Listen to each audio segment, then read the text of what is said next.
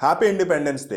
आज ही के दिन 1947 में हमारा देश आजाद हुआ था। तब खुशियां मना रहे थे कि भाई अंग्रेज भारत छोड़ के चले गए, अब उनकी गुलामी नहीं करनी पड़ेगी, अब खुशी के दिन आने वाले हैं। हर तरफ जश्न उल्लास का माहौल था कि भैया आखिरकार 200 साल का राज खत्म हुआ और सारी मुसीबतें चली गई। पर वो लोग इस बात से अनजान थे कि भैया एक मुसीबत गई है तो उसकी जगह लेने के लिए दूसरी मुसीबत एकदम दरवाजे पे खड़ी है, और वो मुसीबत इतनी खतरनाक है कि उसने जो दुख दिया है उसका दर्द आज तक झेल रहे हैं हमारे देश के लोग। मैं बात कर रहा हूं कश्मीर की, वो कश्मीर जो दो हिस्सों में बटा हुआ है, जिसका एक हिस्सा हमारे पास है और दूसरा हिस्सा पाकिस्तान के पास। इंटरनेशनल लेवल पे इन दोनों हिस्सों को इंडिया एडमिनिस्ट्रेड कश्मीर और पाकिस्तान एडमिनिस्ट्रेड कश्मीर बोला जाता है, पर हम उस दूसरे हिस्से को Pakistan occupied Kashmir AKA POK बोलते हैं, और वहीं दूसरी तरफ उस कश्मीर को पाकिस्तान आजाद जम्मू कश्मीर AKA AJK कहता है। और उस सो कॉल्ड आजादी को वो लोग 24 अक्टूबर को आजाद कश्मीर डे की तरह मनाते हैं। पर कश्मीर को लेके इतना बड़ा बवाल मचा कैसे, ये जानने के लिए हमें पार्टीशन के टाइम पे जाना पड़ेगा। इस देश में हिंदू मुस्लिम की लड़ाई कोई नई बात नहीं है, सदियों से चलती आ रही है और आजादी के वक्त भी थी। इसलिए अंग्रेज हमें आजाद करते करते हमें दो देशों में भी बांट के चले गए थे। क्यों?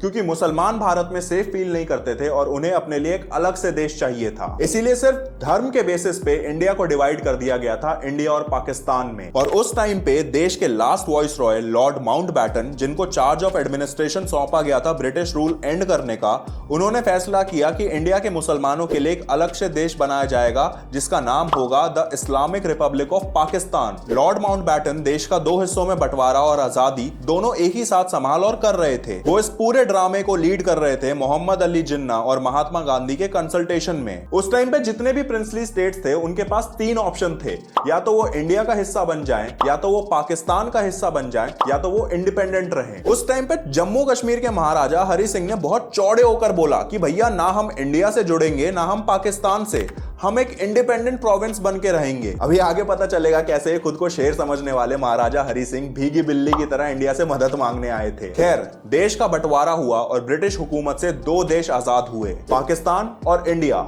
पाकिस्तान अपनी आजादी मनाता है 14 अगस्त को और इंडिया अपनी आजादी मनाता है 15 अगस्त को। अब भैया बंटवारा होकर एक नया देश बन तो गया, पर उस नए नवेले देश को चलाना भी तो है और उसके लिए लगेगा पैसा, और उसी के लिए इंडिया के जितने भी एसेट्स और लायबिलिटीज थे उन्हें एक प्रपोर्शन में दोनों देशों के बीच बांटा गया। उस टाइम पीरियड में रिजर्व बैंक ऑफ इंडिया के पास 375 करोड़ थे और उन 375 करोड़ में पाकिस्तान को 75 करोड़ दिए जाने थे। 20 करोड़ की पहली इंस्टॉलमेंट आजादी के टाइम पे ही दे दी गई थी। फिर 22 अक्टूबर 1947 को पाकिस्तान के पश्तून ट्राइबल्स ने जम्मू कश्मीर पे हमला कर दिया था उस जगह को हथियाने के लिए, और इन पश्तून ट्राइबल्स को पीछे से पाकिस्तानी आर्मी सपोर्ट कर रही थी, और इस बात को पाकिस्तान ने आज तक एक्सेप्ट नहीं किया। जैसे ही पश्तून ट्राइबल्स ने अटैक करा, महाराजा हरि सिंह भागते भागते इंडिया से मदद मांगने आए। उस टाइम पे इंडिया ने उन्हें साफ साफ कह दिया, भाई हम तुम्हारी मदद सिर्फ एक ही शर्त पे करेंगे, जब तुम जम्मू एंड कश्मीर को इंडिया का पार्ट बनाओगे। महाराजा हरि सिंह झट से मान गए, और जैसे ही वो माने, इंडिया ने अपनी आर्मी भेज दी कश्मीर में उन पश्तूनी आतंकवादियों से लड़ने के लिए। और जैसे ही इंडिया की आर्मी गई वैसे ही पाकिस्तानी आर्मी भी पहुंच गई। वो एक तरीके से वेट ही कर रहे थे कि कब इंडिया अपनी आर्मी भेजे और कब पाकिस्तान अपनी आर्मी फ्रंट फुट पे खड़ी कर दे। जब दोनों देशों की ऑफिशियल आर्मीज आमने सामने आ गई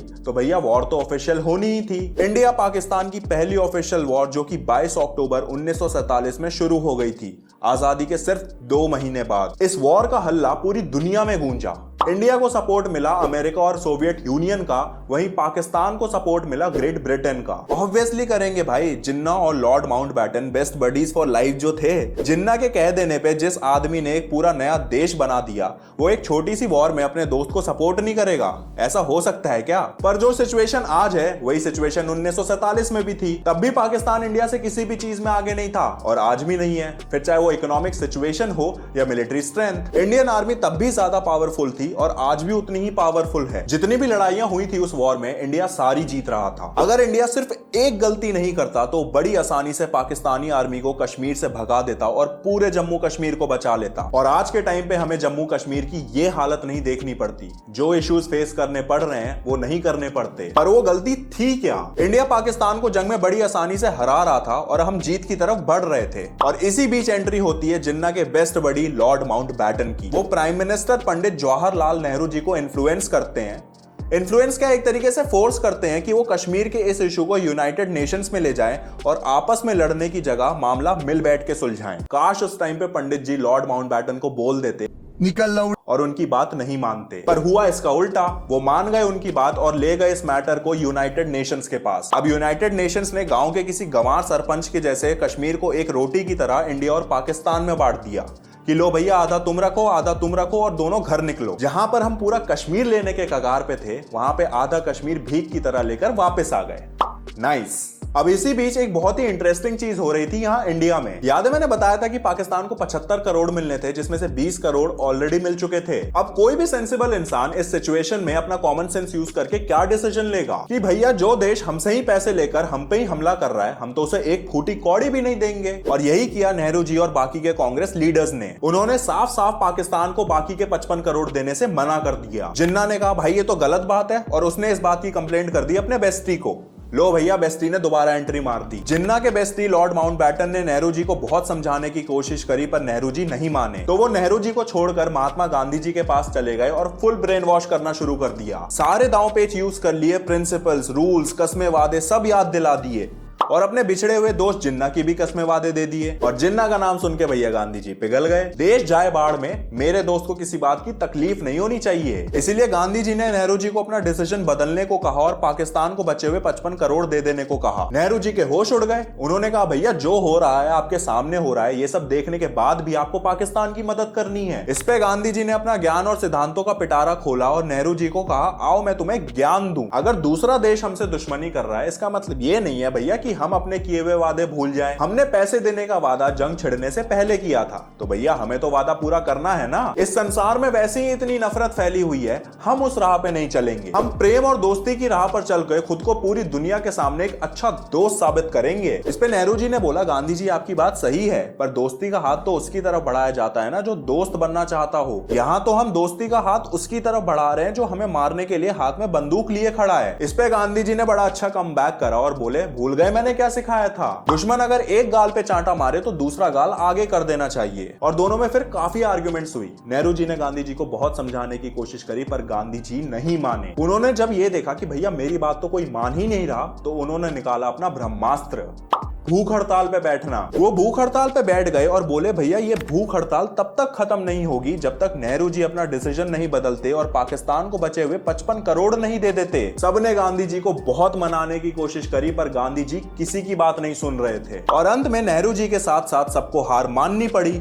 नेहरू जी को गांधी जी की सिर्फ भूख हड़ताल खत्म करवाने के लिए ना चाहते हुए भी पाकिस्तान को 55 करोड़ देने पड़ गए। यहाँ नेहरू जी दुखी, पूरा हिंदुस्तान दुखी, वहां पूरा पाकिस्तान खुश, गांधी जी के अच्छे मित्र जिन्ना खुश। खुश हो भी क्यों ना, आधा कश्मीर मिल गया और जिससे कश्मीर छीना उससे 55 करोड़ भी मिल गए। इकोनॉमिक डेवलपमेंट के लिए वो अलग बात है भाई, 55 करोड़ की डेवलपमेंट हमें सिर्फ मिलिट्री स्ट्रेंथ बढ़ाने में दिखी। उस टाइम पे पाकिस्तान वाले भी हम पे हंस रहे होंगे कैसे हैं ये, और हमने करी है पंती। इस बात को एडमिट करो। सब कुछ हार के भी जीतने वाले को बाजीगर कहते हैं और सब कुछ जीत के भी हारने वाले को इंडिया कहते हैं। वाह मोदी जी वाह वाह।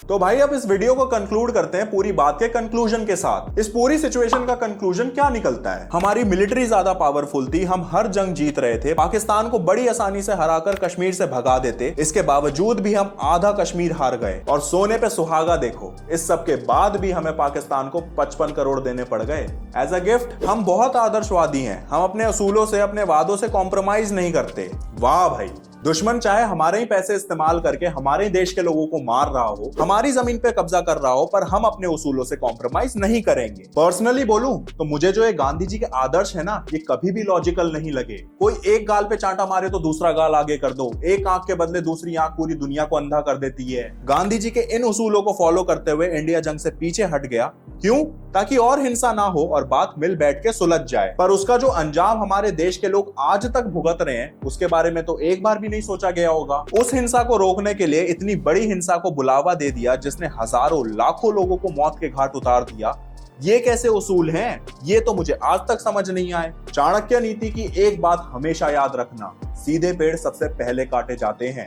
इसीलिए इतने भी शरीफ मत बन जाओ कि सब तुम्हारा नुकसान करके चल जाएं। जैसे को तैसा वाला अप्रोच रखो, सामने वाला तुम्हें क्या देता है उसे उसका 10 गुना वापस करो। प्यार हो या नफरत ये वो खुद देख लेगा। किसी के साथ बुरा मत करो, लेकिन अगर तुम्हारे साथ कोई बुरा करता है तो उसका वो हाल कर दो कि भाई वो दोबारा किसी के साथ बुरा करने का सोचे तक नहीं। गांधी जी के इन उसूलों और जिद की वजह से हम आधे कश्मीर से तो हाथ धो बैठे, प्लस आज तक वहां जो शांति का माहौल नहीं बन पाया वो अलग सिरदर्दी बनी बैठी है इस देश पर। वीडियो खत्म करते हुए मैं सिर्फ एक बात बोलूंगा, किसी भी सिचुएशन में सिर्फ उसके प्रेजेंट को देख के नहीं बल्कि उसके फ्यूचर के बारे में भी सोचकर उसका कोई आउटकम निकालना, वरना ऐसा ही दर्द झेलना पड़ेगा जो हमारे कश्मीर के लोग झेलते आ रहे हैं आजादी से लेकर अब तक। अगर मेरी बात से अग्री करते हो तो वीडियो को लाइक करो और चैनल को सब्सक्राइब करो। मिलते हैं अगली वीडियो में। जय Shri Ram and happy Independence Day once again.